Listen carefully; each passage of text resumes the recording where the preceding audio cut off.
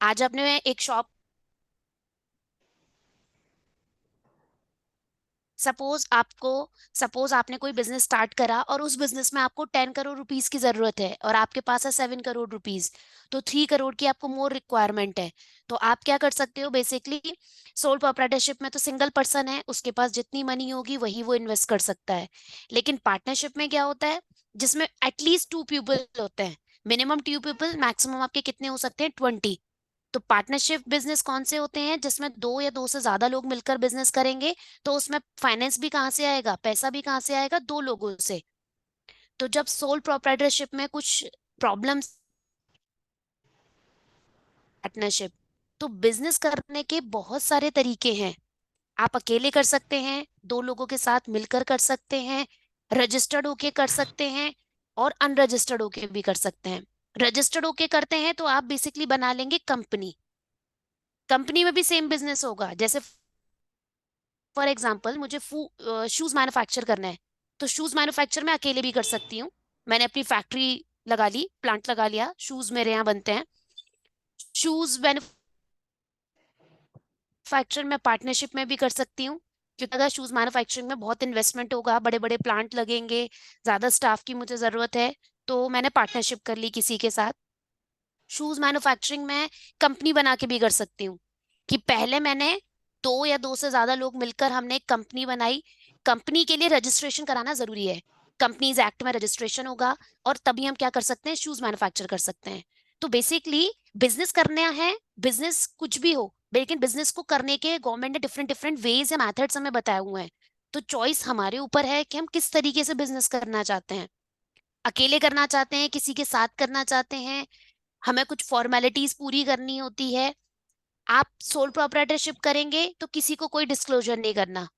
आप अकेले business handle कर रहे हो, क्या लॉस हो रहा है, प्रॉफिट हो रहा है, सब आपको देखना है, किसी को कोई शो नहीं करना, आपको कोई डॉक्यूमेंट फाइल नहीं करने।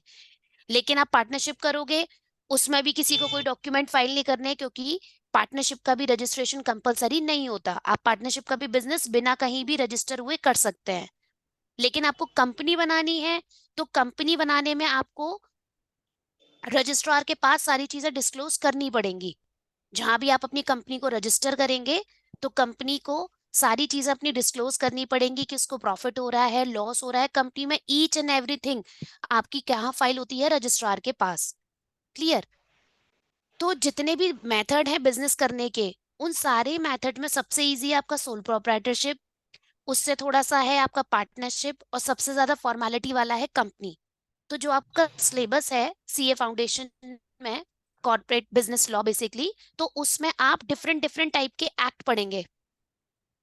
डिफरेंट डिफरेंट टाइप के एक्ट, लाइक एक, जब हम बिजनेस करते हैं तो कॉन्ट्रैक्ट भी करना पड़ता है हमें बहुत लोगों से। हम रॉ मटेरियल परचेज करते हैं या किसी को सप्लाई कर रहे हैं, तो बेसिकली जब हम कॉन्ट्रैक्ट करते हैं बिजनेस लेवल पर, तो कॉन्ट्रैक्ट ओरल नहीं करते, ओरल कॉन्ट्रैक्ट नहीं करते। जैसे हम मार्केट गए, हमने मार्केट से कोई सामान परचेज किया, तो वो तो ओरली हो गया, क्योंकि वो छोटे अमाउंट का है। लेकिन बिजनेस की लेवल में जब हम बिजनेस करते हैं, तो बहुत लार्ज क्वांटिटी में चीजें परचेज करते हैं, लार्ज क्वांटिटी में चीजें सेल होती हैं, तो कुछ चीज हम ओरल नहीं करते, सब चीज होनी चाहिए, must be in writing. Writing में होनी चाहिए, प्रॉपर एग्रीमेंट्स होते हैं, तब आपका कॉन्ट्रैक्ट होते हैं। तो बेसिकली जब भी हम बिजनेस करते हैं, तो हमें दो थ्री पार्टी से जब भी हम डील करेंगे, तो उसके साथ कॉन्ट्रैक्ट करेंगे। कॉन्ट्रैक्ट करेंगे तो गवर्नमेंट ने कॉन्ट्रैक्ट के लिए रूल्स बनाए हुए हैं, कि कॉन्ट्रैक्ट में क्या क्या कंडीशन फुलफिल होनी चाहिए, किस कॉन्ट्रैक्ट को वैलिड कॉन्ट्रैक्ट कहते हैं, किसको वॉइड कॉन्ट्रैक्ट कहते हैं। तो किसी भी टाइप में आप बिजनेस करोगे, कंपनी में या पार्टनरशिप फर्म में, तो जब भी आप कॉन्ट्रैक्ट करते हो किसी भी पार्टी से, तो आपको कॉन्ट्रैक्ट एक्ट के रूल फॉलो करने पड़ेंगे। तो आपके सिलेबस में कॉन्ट्रैक्ट एक्ट भी है, तो उसमें आप वो सब कुछ पढ़ेंगे कि what do you mean by contract, कौन कौन सी पार्टीज कॉन्ट्रैक्ट कर सकती हैं, क्या क्या फीचर्स होते हैं कॉन्ट्रैक्ट के, कौन से कॉन्ट्रैक्ट वैलिड होते हैं, कौन से वॉइड होते हैं। क्लियर। तो आप अपने सिलेबस में क्या क्या पढ़ेंगे, पार्टनरशिप पढ़ेंगे, किसका मतलब पार्टनरशिप होता है, पार्टनरशिप किसे बोलते हैं, कौन कौन पार्टनरशिप कर सकता है, पार्टनरशिप में क्या क्या रिक्वायरमेंट होती है, पार्टनरशिप को बंद कैसे करते हैं, वाइंडिंग अप कैसे होती है, ये सब कुछ पार्टनरशिप में का पढ़ेंगे। कॉन्ट्रैक्ट एक्ट पढ़ेंगे आप, कि जब भी आपकी कंपनी या आपका बिजनेस कभी भी किसी थर्ड पार्टी से कॉन्ट्रैक्ट करता है, तो क्या क्या रूल फॉलो करने पड़ेंगे, तो कॉन्ट्रैक्ट एक्ट पढ़ेंगे आप। सेल्स ऑफ गुड्स एक्ट, आपको गुड्स की सेल करनी है, क्लियर? तो क्या क्या रूल्स होंगे, क्या क्या राइट्स होते हैं बायर के, क्या क्या राइट्स होते हैं सेलर के, ये सब कुछ आपको पढ़ना है। तो जब भी आप बिजनेस कर रहे हो किसी भी वे में, तो एक बिजनेस पे कौन कौन से लॉ एप्लीकेबल होते हैं वो सब कुछ आपको पढ़ना है अपने सिलेबस में। क्लियर? तो आपको हर एक्ट पे अपनी क्या रखनी पड़ेगी, कमांड रखनी पड़ेगी। सारे यस एक्ट मैम। में जितने भी एक्ट आप पढ़ोगे सबकी वेटेज है एग्जाम में। जैसे कॉन्ट्रैक्ट एक्ट की वेटेज है आपकी, पार्टनरशिप की भी है, बट इतनी इतनी नहीं है। तो जितने भी आपके सिलेबस में जितने भी चैप्टर या जितने भी एक्ट हैं, तो सबकी वेटेज है कि किस में से कितना क्वेश्चन आपका फ्रेम होता ही होता है। क्लियर? तो सब आपको बिजनेस लॉ में जितना भी पढ़ना है वो सब पढ़ना है बिजनेस से रिलेटेड, और बिजनेस प्लस बिजनेस से रिलेटेड कितने कितने एक्ट होते हैं। ऐसा नहीं है कि जब हम बिजनेस कर रहे हैं तो सिर्फ एक एक्ट एप्लीकेबल होगा। जब हम बिजनेस करते हैं तो बहुत सारे एक्ट लगते हैं। जैसे फॉर एग्जाम्पल, आप बिजनेस कर रहे हो और आपकी फैक्ट्री है और फैक्ट्री में वर्कर्स हैं, तो वर्कर में वर्कर की मिनिमम वेजेस एक्ट हो गया। वर्कर के साथ कोई डिस्प्यूट होता है तो उसके लिए भी एक्ट बने हुए हैं। तो हमें बहुत सारे एक्ट फॉलो करने पड़ते हैं। तो आपके सिलेबस में अभी, क्योंकि आपका फाउंडेशन लेवल है, इतने एक्ट नहीं है, अभी थोड़े हैं। आगे बढ़ोगे तो आगे और एक्ट पढ़े जाएंगे। तो बेसिकली लॉ में आपको डिफरेंट डिफरेंट टाइप के आप एक्ट पढ़ेंगे। क्लियर? अब जब भी यस आप मैम। बिजनेस कर रहे हो, जैसे मैंने आपको बताया कि आपने कॉन्ट्रैक्ट किया, एक पार्टी ने दूसरी पार्टी से कॉन्ट्रैक्ट किया, आपकी कंपनी ने आउटसाइडर से, तो कॉन्ट्रैक्ट किसके साथ कर सकते हो, आपकी क्या क्या रिस्पॉन्सिबिलिटी है, आप सेलर हो तो बायर की क्या क्या रिस्पॉन्सिबिलिटी है। क्लियर? क्या क्या चीज आप ट्रांजैक्ट कर सकते हो, कॉन्ट्रैक्ट का ऑब्जेक्ट लीगल होना चाहिए, ये सब कुछ आप डिटेल में पढ़ेंगे कॉन्ट्रैक्ट एक्ट में। कुछ कुछ जो एक्ट हैं उसमें आपके प्रैक्टिकल क्वेश्चन भी बनते हैं, जैसे कॉन्ट्रैक्ट एक्ट हो गया, कंपनीज एक्ट हो गया, इसमें आपके प्रैक्टिकल क्वेश्चन भी फ्रेम हो जाते हैं। और कुछ कुछ में आपके थ्योरी ही रहता है। थ्योरी आपका किस में रहता है, जैसे आपका सेल्स ऑफ गुड्स एक्ट में हो गया, पार्टनरशिप में हो गया, इनमें थ्योरीज ही रहता है। तो वो जब भी आप पढ़ोगे, जब जैसे भी पढ़ना है, तो जब भी एग्जाम की आप प्रिपरेशन करते हो, तो किसी भी एक्ट को पढ़ने से पहले या किसी भी चैप्टर को पढ़ने से पहले ये भी आपके माइंड में क्लियर होना चाहिए कि किस एक्ट की हमारे सिलेबस में कितनी इंपॉर्टेंस है उस चैप्टर की। क्योंकि सबकी वेटेज अलग अलग है, ऐसा नहीं है कि सारे चैप्टर में से इक्वल वेटेज का क्वेश्चन फ्रेम होता है। क्लियर? अब यस जब मैं मैम। आपको बता रही थी कि बिजनेस करते हैं, तो बिजनेस के तीन तरीके हैं आपके पास। तीन नहीं बल्कि और तरीके हैं। एक जैसे सोल प्रोप्राइटरशिप, जैसे हम मैंने शॉप ओपन कर ली। क्लियर? इस तरीके से मैं बिजनेस कर सकती हूँ। अब मैंने बोला था कि जब मैं शॉप ओपन की तो मुझे सपोज बिजनेस में रीड थी 10 करोड़ रुपए की और मेरे पास थे 7 करोड़ रुपए। तो मैंने क्या करा कि मुझे लग रहा है कि सोल प्रोप्राइटरशिप मेरे लिए बेटर ऑप्शन नहीं है। तो मैंने एक और पार्टनर ढूंढा, मिस्टर एक्स, और उसके साथ पार्टनरशिप करके तब मैं बिजनेस कर रही हूँ। तो 7 करोड़ मेरे पास थे, 3 करोड़ एक्स ने दे दिए, तो अब मेरा वो बिजनेस हो जाएगा ना। तो जब दो लोग मिलकर बिजनेस कर रहे हैं एटलीस्ट, तो उसको ही बोलते हैं बेसिकली पार्टनरशिप। क्लियर? यस तो मैम। जब दो लोग मिलकर कर रहे हैं तो बेसिकली वो है पार्टनरशिप।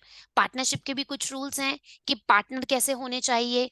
प्लस जब भी दो लोग मिलकर बिजनेस करेंगे तो हमें कुछ चीज राइटिंग में लिखनी पड़ेगी, डीड बनानी पड़ेगी, एक एग्रीमेंट बनाना पड़ेगा। क्यों बनाना पड़ेगा? क्योंकि जब तक आप सिंगल पर्सन हो, आप क्या कर रहे हो कोई प्रॉब्लम नहीं कि आपको किसी को डिस्क्लोजर नहीं करना। बट जब आप पार्टनरशिप में करते हो, दो लोग मिलकर करते हैं, तो एक्स ने क्या किया, वाई ने क्या किया, मैं क्या कर रही हूँ, कौन कितनी सैलरी लेगा, कौन कितना मैनेजमेंट देखेगा, ये सब कुछ हमें पहले से डिसाइड करना पड़ेगा। प्लस बिजनेस में कितना प्रॉफिट होगा तो वो उस प्रॉफिट को शेयर किस रेशियो में करेंगे, कौन कौन कितनी कैपिटल कंट्रीब्यूट करेगा, पैसा कितना कितना लगाएगा, ये सब कुछ हमें चेक करना होगा। क्लियर?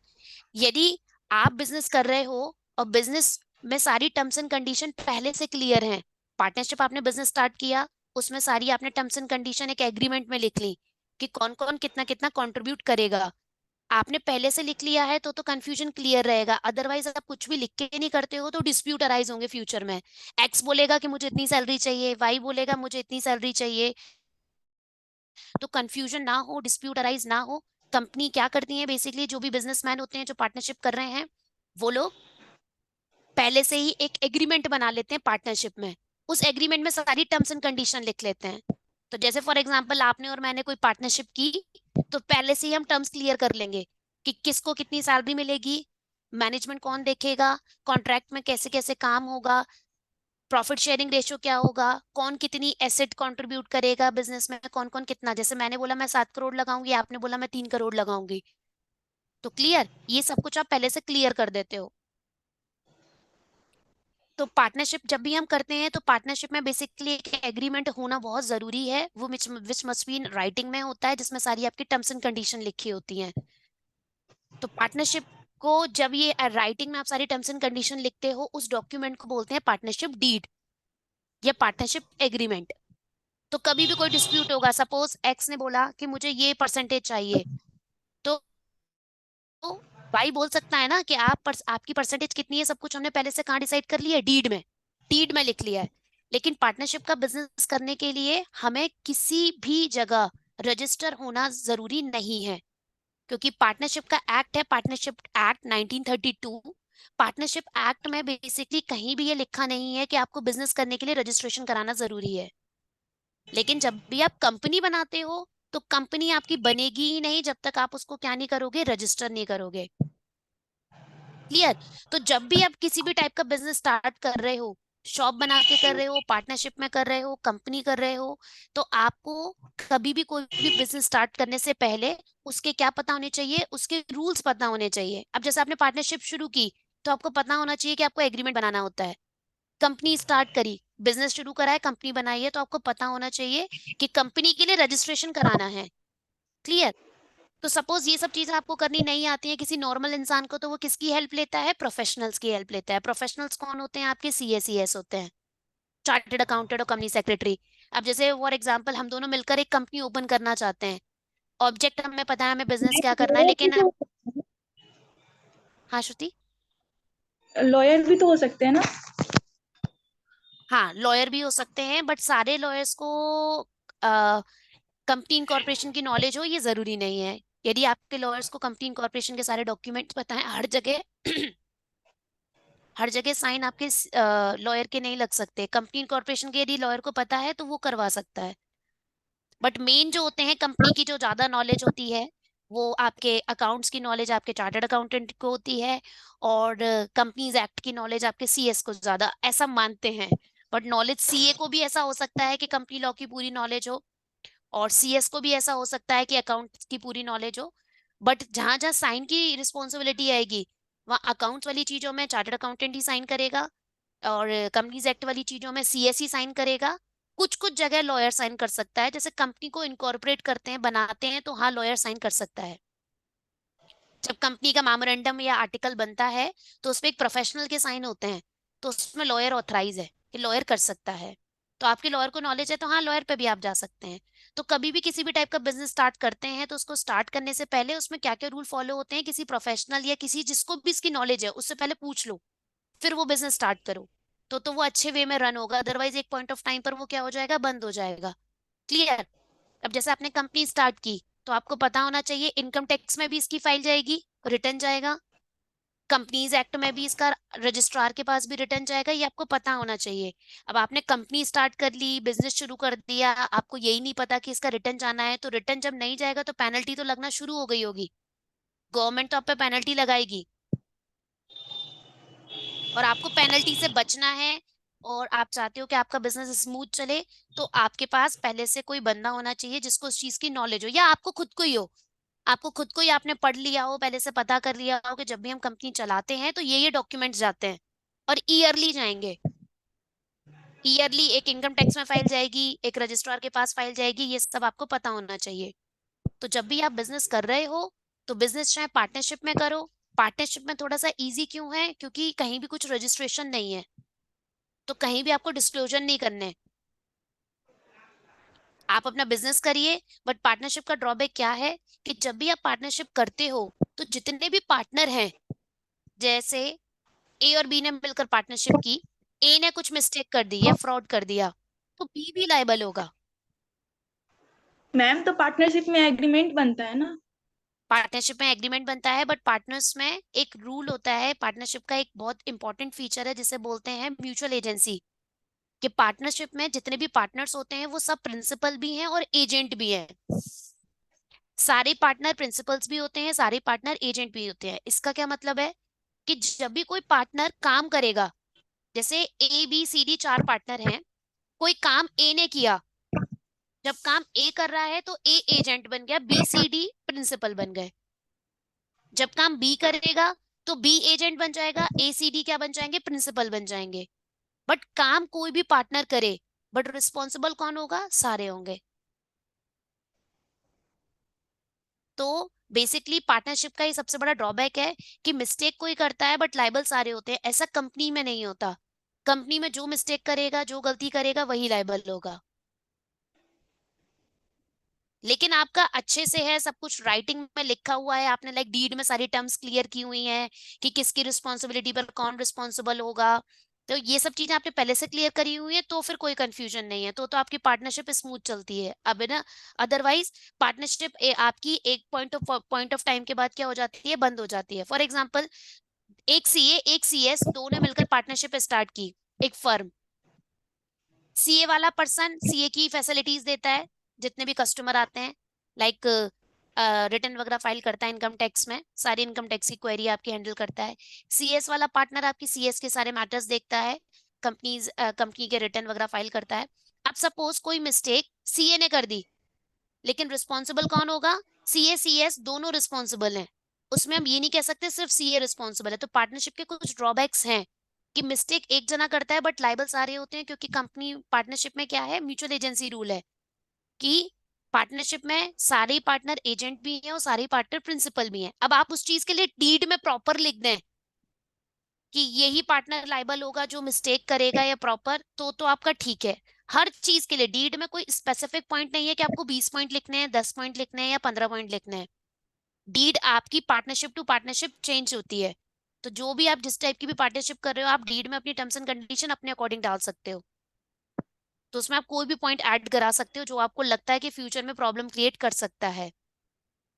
अब सपोज आपने डीड में अपने ये पॉइंट डाल दिया है कि जो पार्टनर मिस्टेक करेगा वही लायबल होगा अपने एक्ट के लिए, बाकी पार्टनर नहीं लायबल होंगे, तो ठीक है। और सपोज इस चीज से रिलेटेड कोई भी पॉइंट नहीं है आपकी पार्टनरशिप डीड में, तो फिर all partner will be liable. लेकिन ये तो ड्रॉबैक हो गया ना, गलती की किसी एक ने, लायबल हो रहे हैं सारे। तो ये कुछ ड्रॉबैक्स भी हैं पार्टनरशिप के। पार्टनरशिप के ड्रॉबैक्स हैं, इसलिए फिर नेक्स्ट फीचर बना आपका, नेक्स्ट टाइप का प्रोसेस स्टार्ट हुआ जिसका नाम है कंपनी। कंपनी में जो जो गलती करेगा वो लायबल होगा। क्लियर। मैम तो कंपनी इन्वेस्टर सब रहते हैं तो उसमें एक ऑनर रहते हैं, तो कंपनी में, ऑनर से कंपनी में तो इन्वेस्टर बहुत रहते हैं ना। हाँ, कंपनी में इन्वेस्टर बहुत रहते हैं। कंपनी प्राइवेट भी हो सकती है, पब्लिक भी हो सकती है। दो लोगों से प्राइवेट कंपनी बनानी है तो दो लोगों से बन जाएगी। पब्लिक कंपनी बनानी है तो एटलीस्ट 7 लोग चाहिए। तो इन्वेस्टर बहुत सारे होते हैं, लेकिन सारे लोग कंट्रोल नहीं करते कंपनी को। कंपनी क्या क्या हाँ। होता है बेसिकली, कंपनी में जैसे मैंने आपने मिलकर एक कंपनी बनाई, तो जो लोग कंपनी को बना रहे हैं that person are called promoter. हम दोनों ने मिलकर कंपनी बना ली, सारे पेपर्स वगैरह फाइल कर दिए रजिस्ट्रार के पास, कंपनी का नेम रख लिया, एक ऑफिस बना लिया, ऑब्जेक्ट सेट कर लिया, कंपनी का एमओए एओए बना लिया, memorandum of association and article of association. Clear. अब जब हमने कंपनी बना ली, सारे पेपर फाइल कर दिए रजिस्ट्रार के पास, रजिस्ट्रार ने हमें सर्टिफिकेट दे दिया कि हमारी कंपनी बन गई। अब जैसी कंपनी बन जाती है तो कंपनी एक सेपरेट लीगल आइडेंटिटी है, क्योंकि आपने उसको रजिस्टर कर दिया। तो कंपनी अपने नेम में कुछ भी कर सकती है जो एक ह्यूमन बीइंग कर सकता है। ये फीचर आपका पार्टनरशिप फर्म में नहीं है। पार्टनरशिप फर्म में पार्टनरशिप फर्म और पार्टनर बोथ आर सेम, लेकिन कंपनी में कंपनी को जिसने बनाया वो अलग है और कंपनी अलग है। जैसे हम दोनों ने मिलकर एक एक्स वाई जेड लिमिटेड बनाई, तो एक्स वाई जेड की एक अपनी आइडेंटिटी है। एक्स वाई जेड अपने नाम में कुछ भी कर सकती है, प्रॉपर्टी परचेज कर सकती है, किसी से कॉन्ट्रैक्ट कर सकती है, किसी दूसरी कंपनी के शेयर परचेज करने हैं वो कर सकती है, कुछ भी कर सकती है X Y Z limited. Clear. अब X Y Z limited on paper दिख रही है ना कि एक कोई पर्सन है, बट एक्चुअल में तो नहीं है। एक्चुअल में तो वो नहीं है ना, उसके हैंड नोज फिगर बॉडी कुछ भी नहीं है। तो एक्स वाई जेड को अपने काम करने के लिए कुछ पर्सन चाहिए होते हैं। तो कंपनी का जो पूरा काम देखते हैं, जो डे टू डे अफेयर्स देखते हैं, कंपनी को जो चलाते हैं, उनको बोलते हैं directors, board of directors. Clear. और कंपनी में जो लोग पैसा लगाते हैं उसको बोलते हैं इन्वेस्टर। तो इन्वेस्टर होते हैं बहुत सारे, 10 हो सकते हैं, 2 हो सकते हैं, 7 हो सकते हैं, 1000 हो सकते हैं, लैक्स में हो सकते हैं। अब रिलायंस के तो बहुत सारे इन्वेस्टर है। तो इन्वेस्टर क्या करते हैं, अपने रिप्रेजेंटेटिव अपॉइंट कर देते हैं, मतलब बोर्ड ऑफ डायरेक्टर्स बना, डायरेक्टर्स अपॉइंट कर देते हैं। एक्चुअल में जो कंपनी को चलाते हैं वो बोर्ड ऑफ डायरेक्टर्स चलाते हैं। तो कंपनी में कौन से कॉन्ट्रैक्ट करने हैं, किसके साथ क्या डील करनी है, सब कुछ कौन देखते हैं, बोर्ड ऑफ डायरेक्टर्स। तो अभी जो मैं आपसे कह रही थी कि कंपनी में जो भी करेंगे, अब जैसे कंपनी को सपोज कोई प्रॉपर्टी परचेज करनी है तो उसके बोर्ड ऑफ डायरेक्टर्स जाएंगे देखने के लिए, इन्वेस्टर्स नहीं जाएंगे प्रॉपर्टी को देखने के लिए। सपोज कंपनी ने कोई प्रॉपर्टी परचेज की तो उसके पेपर्स को भी साइन कौन करेंगे, बोर्ड ऑफ डायरेक्टर्स। पेपर्स में नाम आएगा कंपनी का, लेकिन साइन करेंगे बोर्ड में से कोई भी एक पर्सन। क्लियर? तो लाखों जो इन्वेस्टर होते हैं वो लाखों लोग कंट्रोल कैसे करते हैं कंपनी को, अपने कुछ रिप्रेजेंटेटिव अपॉइंट कर देते हैं उस कंपनी में। उन रिप्रेजेंटेटिव को ही बोलते हैं डायरेक्टर्स। डायरेक्टर्स शेयर होल्डर ही अपॉइंट करते हैं। यदि आपसे मोटा मोटा पूछा जाए, वैसे तो रूल्स हैं कि फर्स्ट डायरेक्टर कौन अपॉइंट करता है, बाद में डायरेक्टर्स को कौन अपॉइंट करता है। एक्चुअल में जो डायरेक्टर्स को अपॉइंट करते हैं वो कौन करते हैं, शेयर होल्डर्स करते हैं। तो शेयर होल्डर इतने लाखों हैं, लाखों सारी मीटिंग्स में है, जरूरी नहीं। कंपनी को सपोज बैंक अकाउंट ओपन करना है तो शेयर होल्डर्स थोड़ा ना भाग के आएंगे।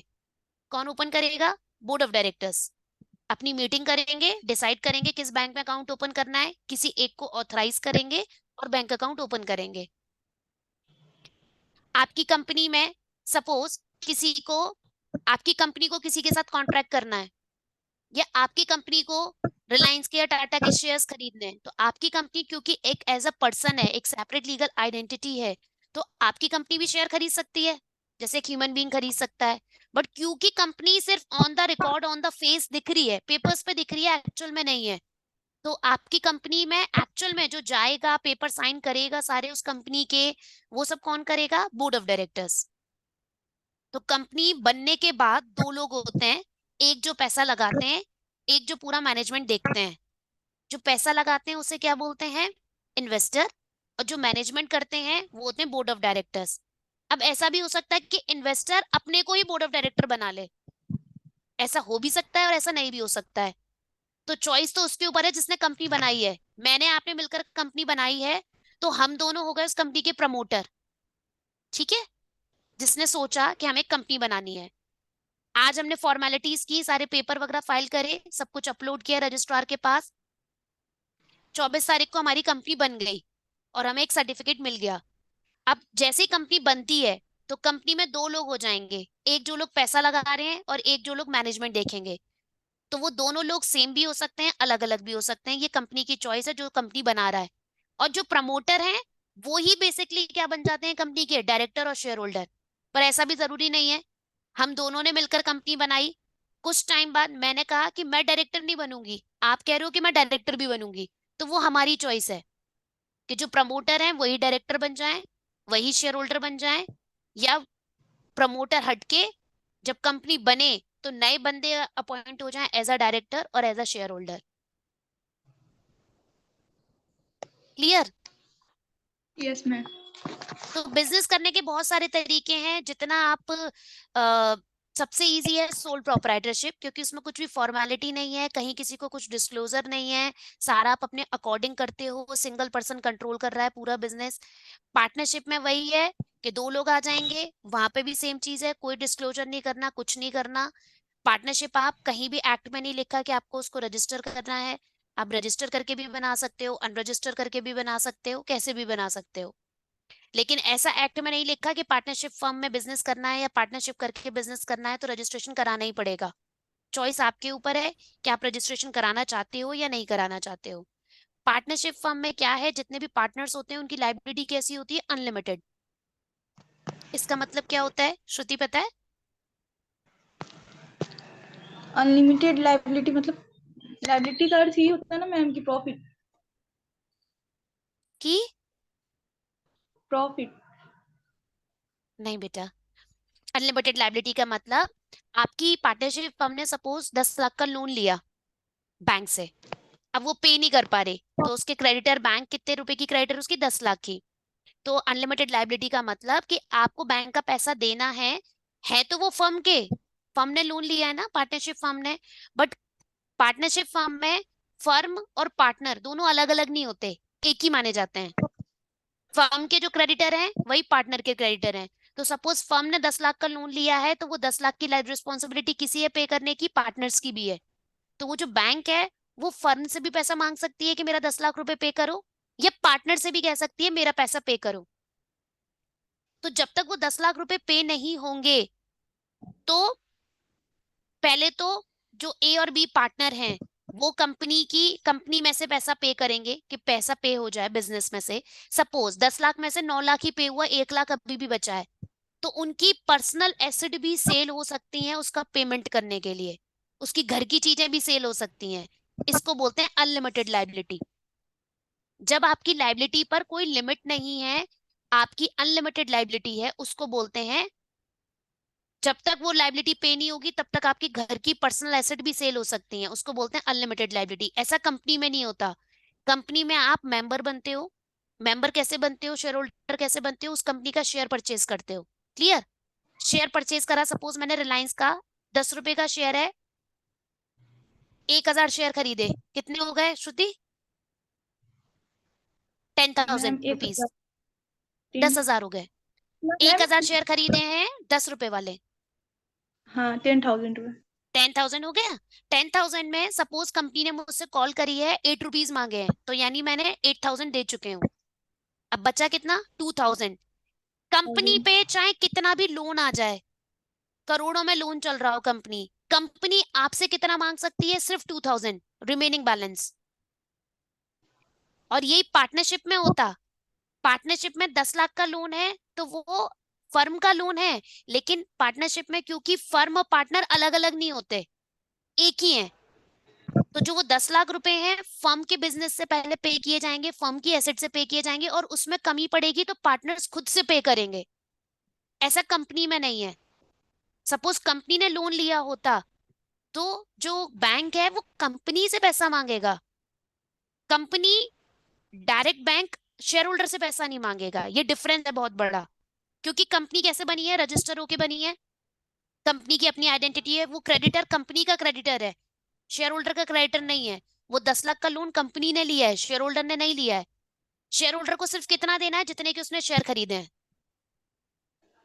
10,000 के शेयर खरीदे हैं, सिर्फ 10,000 पे करना है शेयर होल्डर को, और वो भी कब? जब कंपनी कॉल करेगी तो। कंपनी ने 8,000 रुपीज मांगे तो सिर्फ 8,000 देगी, और ज्यादा से ज्यादा कितना देगी? 2,000 जो रह गया है। अब कंपनी पे चाहे करोड़ों का लोन हो, लाखों का लोन हो, कंपनी की कोई रिस्पॉन्सिबिलिटी, शेयर होल्डर की कोई रिस्पॉन्सिबिलिटी नहीं है उससे ज्यादा पे करने की। शेयर होल्डर सिर्फ कितना पे करेगा? 10,000।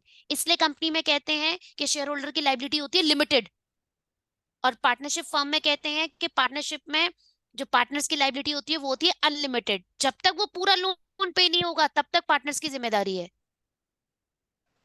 यहाँ कंपनी ने 10 लाख का लोन लिया, वो 10 लाख का लोन कंपनी पे कर पाए नहीं कर पाए शेयर होल्डर को मतलब नहीं है। शेयर होल्डर को सिर्फ कितने देने की जिम्मेदारी है? 10,000 रुपए, क्योंकि उसने सिर्फ 10,000 के शेयर खरीदे हैं। कंपनी में